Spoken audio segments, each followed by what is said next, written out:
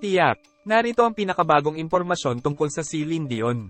1. Celine Dion battles stiff person syndrome.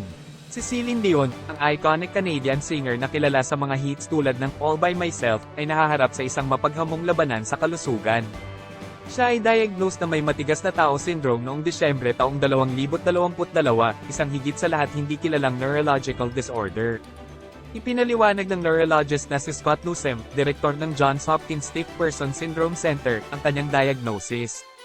Ang stiff person syndrome ay maaaring maging sanhi ng mga spasms ng kalamnan at mga isyu sa kadaliang mapakilos. Sa isang eksklusibong panayam sa NBC News, ibinahagi ni Celine Dion na siya ay halos mamatay habang nakikipaglaban sa disorder.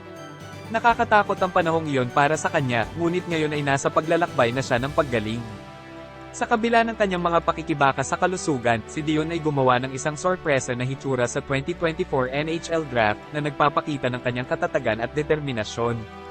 Mga kamakailang dokumentaryo at emosyonal na sandali, ang bagong dokumentaryo ni Dion, Ako, Celine Dion, ay nagbigay liwanag sa kanyang buhay mula noong pagsusuri.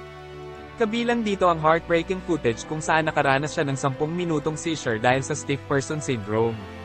Si Hoda Kotb, sa isang emosyonal na panayam, ay nagsiwalat na inisip ni Dion kung makakaligtas siya sa pagsubok. Na-miss na siya ng mga fans, at marami ang nagpapasaya sa kanya habang patuloy siya sa kanyang paglalakbay.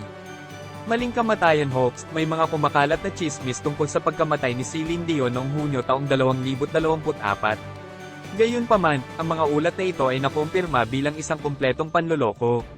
Si Dion ay napakabuhay at nakikipaglaban sa kanyang labanan sa kalusugan. Tandaan, si Celine Dion ay nananatiling inspirasyon sa marami, at ang kanyang lakas at talento ay patuloy na tumatak sa mga puso sa buong mundo.